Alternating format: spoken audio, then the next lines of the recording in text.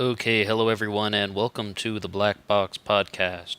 Today we're going to be looking at one of the cases from 2010, and this is the disappearance of Kyron Horman, who disappeared at America's Pacific Northwest. And he disappeared on June 4th, 2010, just before the start of the summer vacation in his school. And Oregon Live, via the Oregonian, has composed a very nice timeline. And before we get into all the theories, just a little background information. At 8 a.m. on June 4th, 2010, his school, Skyline Elementary, opened its doors so parents could tour the science fair. And there was a science fair the day before, but the parents were invited to come visit the projects on this particular day. That was one thing I really did not understand too well the first time I heard about this, and it sounds weird, but the first time I heard about this case was on a Dr. Phil episode, and they said the science fair was the day before, but he went today for the fair. It sounded kind of weird. What they're trying to say is there was a science fair on June 3rd. The parents were allowed to come on June 4th to see their children's projects and to see the displays and, of course, see if anyone won awards. The school opens at 8 a.m. Skyline Elementary opened at 8 a.m. 8:15 a.m. is when Gina Zimmerman, the president of the school and the PTA, arrives, and she witnessed seeing Kyron Horman with his stepmother in front of his exhibit. Kyron's stepmother, of course, is Terri Horman, the person we're really going to look at, who's at the center of a lot of things. 8:45 a.m. Terri Horman leaves after watching Kyron walk toward his classroom after touring the science fair. 9 a.m. Kyron is reportedly seen by a student near the south entrance of the school, according to Sheriff Dan Staton, who says that the last time the boy was seen. And once again, to restate that one, apparently there's a male student who witnessed seeing Kyron Horman by the south entrance of the school at 9 a.m. And if this is true, this is going to be one of the biggest pieces of evidence in relation to how we form some of the theories. 9 a.m. Kyron is seen at the south entrance by another male student, and the sheriff says that this is the last time anyone ever saw Kyron, ever. 10 a.m. the classes begin. 1:21 p.m. Terri Horman posts photos on Facebook of Kyron at the science fair. 3:30 p.m. Terri Horman goes to meet the school bus and discovers that Kyron is not there and has been absent all day. 3:46 p.m. Skyline School Secretary Susan Hall calls 911 about Kyron being missing. 4:33 p.m. Officers from the Portland Police Bureau and Multnomah County Sheriff's Office arrive simultaneously at Skyline School and the Horman home. And 5:30 p.m. the rapid message broadcast goes out. One of the biggest things that people are trying to understand with this case is, did his stepmother do something to him? Did Terri Horman have some sort of involvement in the disappearance of Kyron Horman? This is a woman who has very, very abnormal behavior. She has just like lots of confusion in her speech talk. Furthermore, she was involved heavily with a dispute with Kyron's father. Terri Horman is the stepmother. She is not the biological mother, and his biological mother has done a lot to try and find Kyron. She's put in a lot of effort, and she just refuses to give up the search. Very passionate. But Terri Horman, the stepmother, had a very, very strong dispute with her husband at the time, Kyron's father. This was so big that one person even reported that Terri Horman approached him and said, "I will give you $20,000 to kill my husband." She would give him $20,000 to kill Kyron's father.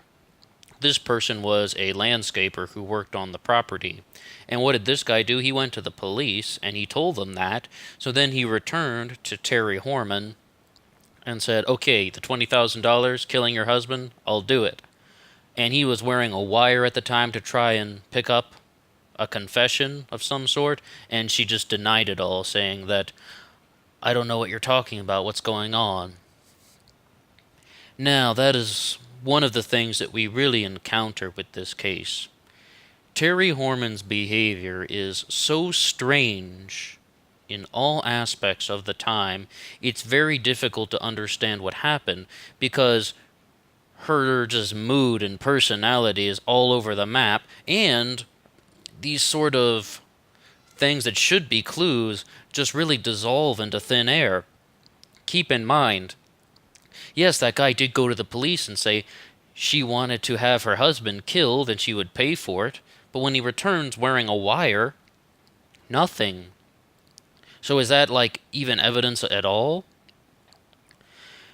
And it shows though that she did have a dispute though with her husband, with Kyron's father. And one of the largest theories online, and not even online, in the police bureau as well, is that Terri Horman did something to Kyron to get revenge against his father, that she just sort of lost control, and she most likely had Kyron murdered to get revenge against his father for their ongoing dispute. Now, there is a website called Alternate Theories that really tried to completely debunk that theory, because there are a few more pieces of information that were not included in that Oregon Live timeline.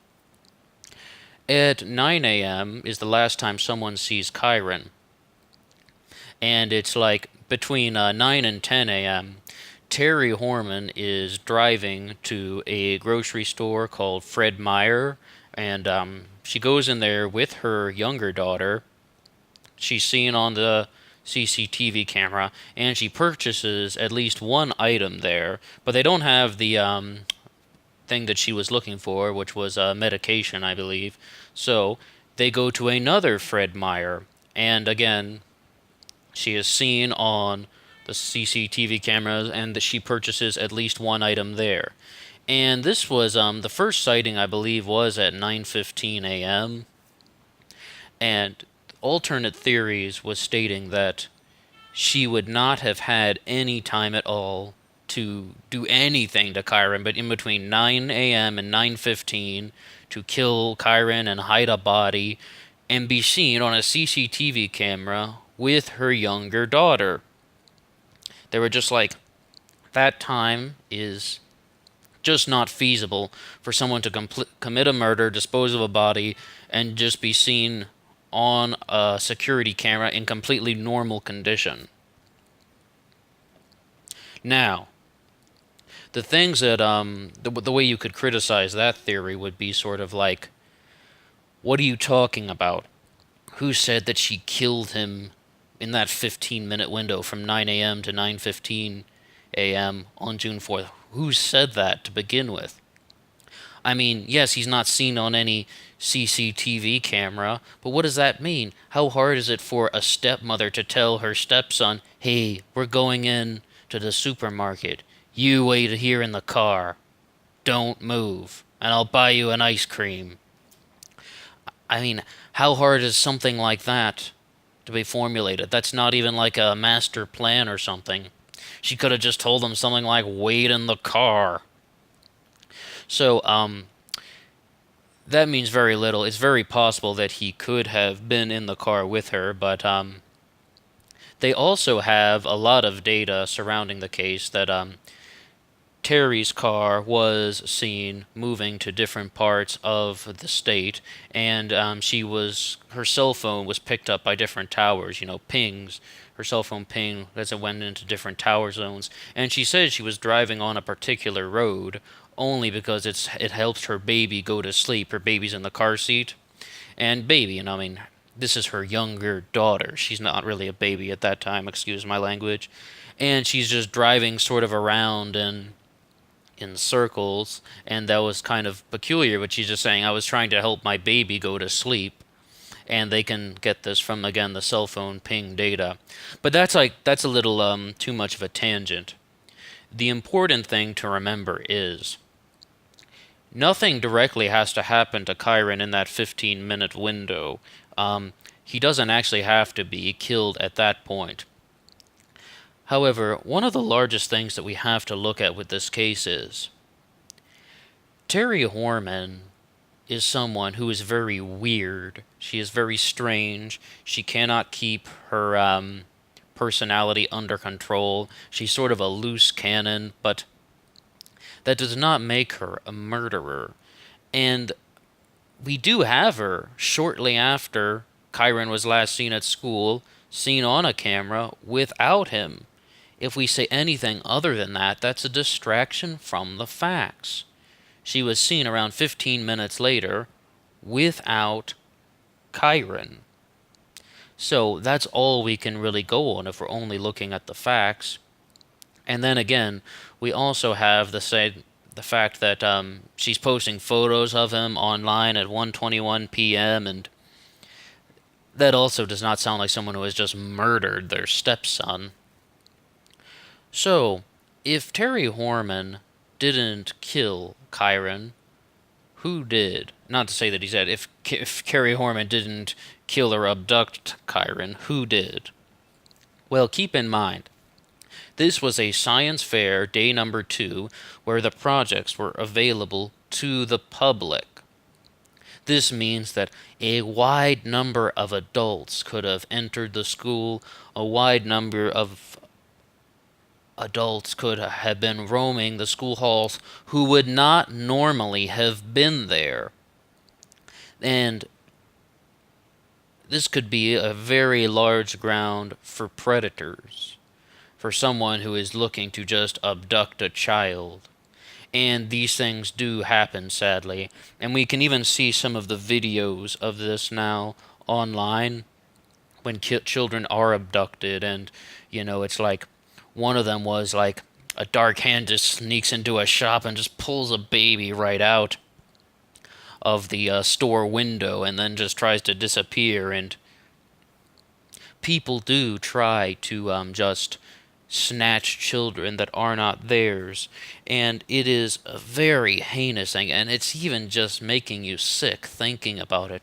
But these are realities, and one possibility with this is that somebody was roaming the halls of the Skyline Elementary School who was not supposed to be there. And that person somehow either lured Kyron into their car, or they maybe even coerced him into their car, and they were never seen again. And this school really needs a better surveillance system. I mean, they do now. I mean, this was 7 years ago, but yeah, so many of these cases that we encounter really could probably have been solved a lot quicker if just the location had a functioning security camera system. And not only functioning security cameras, but also more of them in many places. And yes, they have upgraded since then. However, it's very easy to point the finger at Terri Horman. She is very weird. She has this possibility of trying to set her husband up to be murdered by a hitman. She supposedly had an enormous quarrel with her husband, and they think she wanted revenge against him. And then her stepson goes missing. However, all of those things are just, where's the connection? And it's very easy to point the finger at her. However, where is the hard evidence?